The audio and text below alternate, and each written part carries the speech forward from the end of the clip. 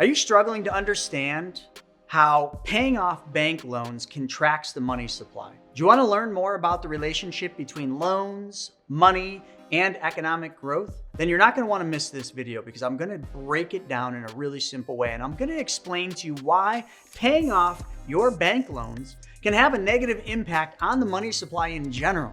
I'm not saying that's a bad thing. Actually, for you, it's a good thing. Also, at the end, what I'm going to do is I'm going to talk about the pros and the cons of paying off bank loans on a personal level. Sounds kind of normal, right? You should pay off your bank loans, but to the banks, it's a bad thing. So let me explain this to you. Just looking at this right behind me. When a bank loans money, it creates new money by crediting the borrower's account. Let me show you how this works. So you put money into the bank. The bank then lends that money back out, which then goes to a certain party and they put the money back in. We all understand this, and the bank keeps doing this. And every time this happens, every time the money flow happens, money goes out and comes back in. What this is doing is this is allowing the bank to make a spread. So every time the bank does this, they're making a spread, but that has nothing to do with the money supply. But let me show you this next one because this tells the whole story. You see, it creates new money every time a bank lends money. For example, this is fractional reserve banking. If you deposit $100 in the bank pays you interest for that deposit, but that deposit, now the bank only needs to take roughly 10% of that money and keep it in reserves. So I want you to think about that. 10% of every deposit goes into reserves. The other 90%, okay, which is $90 of the 100, gets to go out there and serve a purpose. It's creating new money, literally, out of thin air. So this $90 then gets lent out to Jill. And Jill pays interest back to the bank like I showed you a second ago. Jill takes that $90 loan and buys a pair of Nike Dunks. So these Nike Dunks put $90 back in John's hand. Now John had the Nikes and sold them to Jill. Jill borrowed the money from the bank, and the money that Jill borrowed was money that was made out of thin air, money supply. John then puts the money back in the bank. And because the bank uses fractional reserve banking, the bank only has to take 10%, which is $9, and put that into reserves, creating $81 literally out of thin air. Then the bank lends that money to Billy. And why is Billy borrowing that money? And he's borrowing it at 10%. He's borrowing that money because he owes Visa $81 at 20%. So to Billy, that $81, which is money that the bank made out of thin air, and the bank lent him at 10%, so the bank's making money on newly created dollars, that money then pays off Visa. So Visa takes the $81 and puts it back in the bank. So $81 goes back into a bank. The bank takes $8, puts it in reserves, and now has created $73 out of thin air. The bank keeps records of all these loans and all these deposits and all these reserves. Your $100 became $1,000 to the bank. And if I really go one step further, if the bank keeps repeating this, 100, 90, 81, 73, that's $271. So the $100 that you deposited in the bank, which is the only real new money in this equation, that $100 turned into $271 of fiat money. So now that you understand how fractional reserve banking works, and now you understand how the bank just makes money out of thin air through fractional reserve banking, you can see how each loan increases the money supply. So when the borrower pays back the loan, you are the borrower or any of those people are the borrower. When you pay back the loan, the bank collects the money and then destroys it. I know that sounds weird.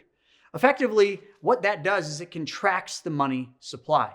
This process is known as fractional reserve banking. That's where the bank only keeps a fraction of the deposits on hand, that tier 1 capital that I mentioned. They use the rest to make loans. So as more loans are paid off, there's less new money created. And the overall money supply decreases in the economy. You're seeing it happen right now. This is January 2023. The Fed is doing this as we speak. They are pulling money out of the system.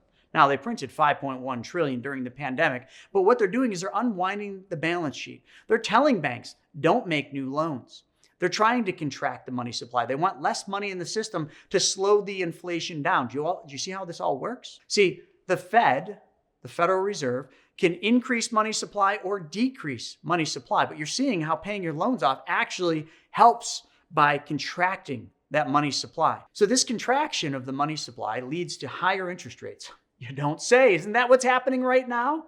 And it results in reduced economic growth. Exactly what the Fed wants. They're trying to tame inflation. Inflation is when the economy grows too fast and when your money buys less. So how do they tame that? Well, they do exactly what I just said. They raise interest rates and they reduce the economic growth. And they also unwind the balance sheet by sucking money out of the system. However, it's really important to note that the reduction in the money supply can also have positive effects. It curbs inflation.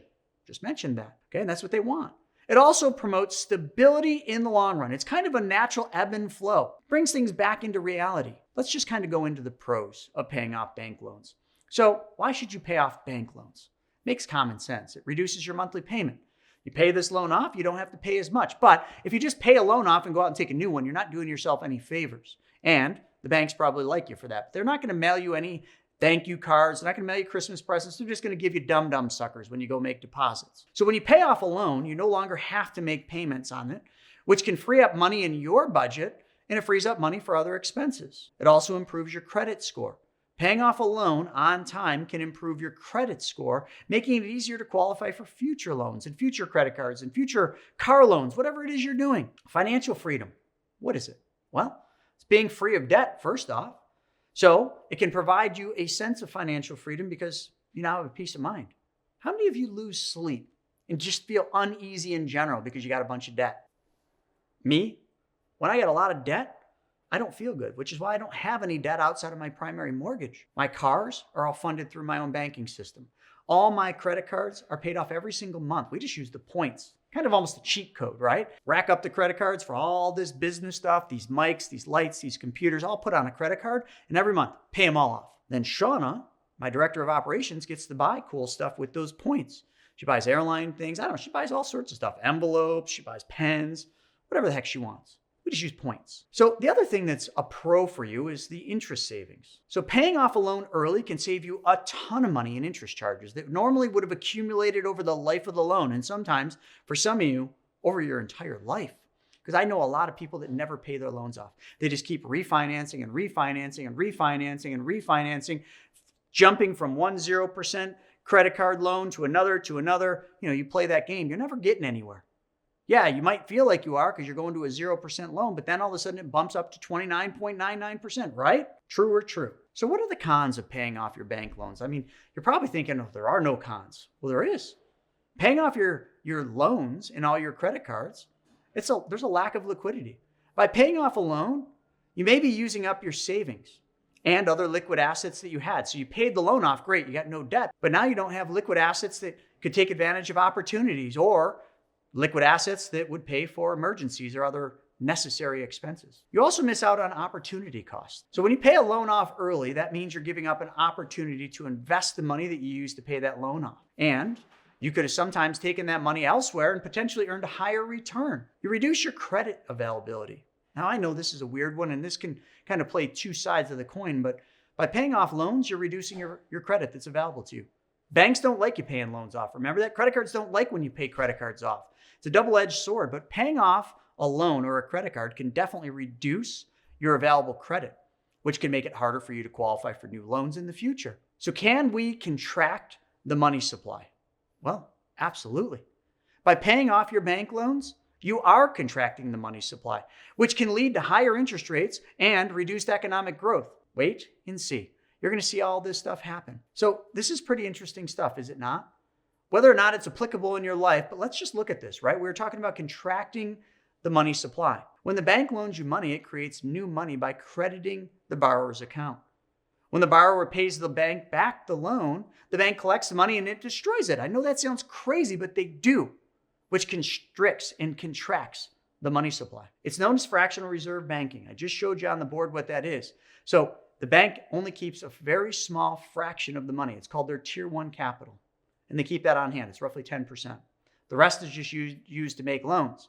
But when loans get paid off, well, you know the rest. And as loans are paid, that's less money that's created. So the overall money supply in the economy decreases. This contraction of the money supply leads to higher interest rates, reduced economic growth.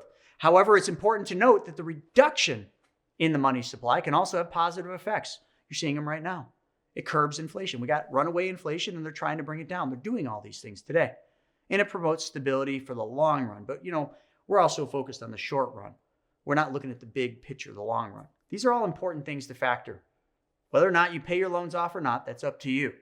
But you know what? If you like this video, then why don't you check this one out? Is it bad to have a lot of credit cards with zero balances? I mean, why not continue this on? Check that video out and it'll really open your eyes up. Thanks for joining me today and allowing me to demonstrate some of my art skills, showing you how fractional reserve banking actually works.